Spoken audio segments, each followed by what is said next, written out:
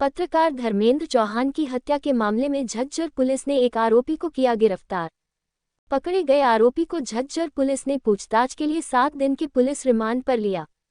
Jhajjar police commissioner doctor Rajshree Singh ने press वार्ता कर दी मामले की विस्तार से जानकारी।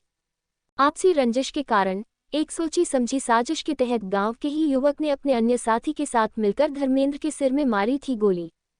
झज्जर जिले के गांव लोहारी में 18 मई को 2 मोटरसाइकिल सवार युवकों द्वारा धर्मेंद्र चौहान नामक पत्रकार की गोली मारकर हत्या की वारदात को अंजाम दिया गया था।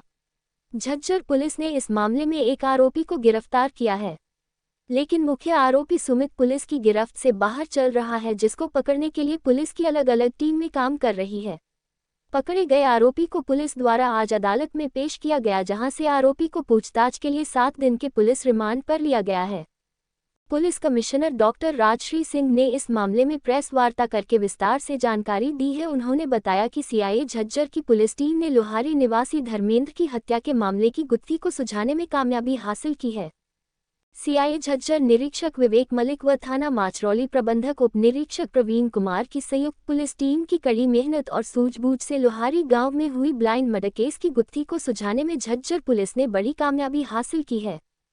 पुलिस कमिश्नर ने बताया कि मृतक के लड़के आशीष ने पुलिस को सूचना दी थी कि हमारा घर लोहारी पटौदी सड़क पर है। 18 मई 2025 की शाम को मेरे पिताजी खाना खाकर सड़क के किनारे घूमने के लिए गए हुए थे। मेरे ही गांव के एक व्यक्ति ने बताया कि मेरे पिताजी धर्मेंद्र घायल अवस्था में गिरे हुए हैं। सूचना पर मैं तुरंत गांव की तरफ हिंदुस्तान पेट्रोलियम कॉर्पोरेट लिमिटेड के पास पहुंचा तो मैंने देखा कि मेरे पिताजी के सर से बड़ी मात्रा में खून बह रहा है, जिसे हम इलाज के लिए पहले हेलीमंडी लेकर आए, जहां से उन्हें तुरंत मानेसर के निजी अस्पताल में भेज दिया गया, जहां इलाज के दौरान उनकी मौत हो गई।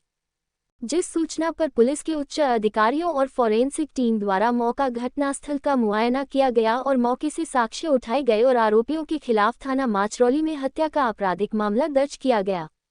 दर्ज मामले पर कार्रवाई करते हुए सीआईए झज्जर और थाना माचरौली की संयुक्त पुलिस टीम ने गांव के ही एक आरोपी अंकित पुत्र राकेश निवासी लोहारी को गिरफ्तार करने में कामयाबी हासिल की है, जिसे माननीय अदालत झज्जर में पेश करके पूछताछ के लिए 7 दिन के पुलिस रिमांड पर लिया गया है।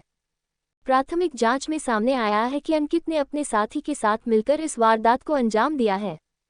वारदात में प्रयोग किया गया हथियार उसके साथी द्वारा लाया गया था।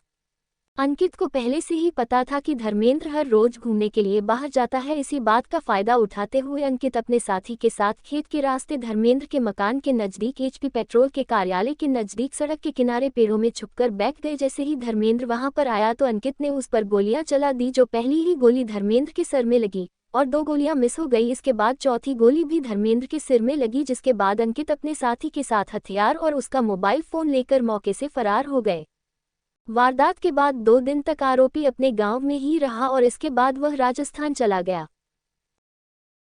ये जो लोहारी मर्डर केस के बारे में बात करनी थी। धर्मेंद्र जो आपका पत्रकार भाई, उसका मर्डर हो गया था 19 मई को।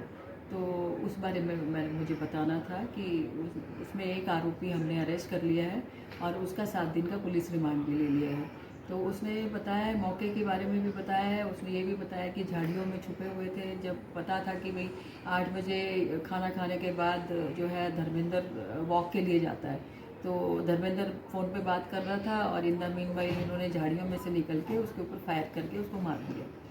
तो ये सब अभी उसने अंकित ने बताया है, जो आरोपी है उसको 7 दिन के रिमांड पे है। अभी एक आरोपी जो सुमित उसका एसोसिएट था उसको पकड़ना बाकी है।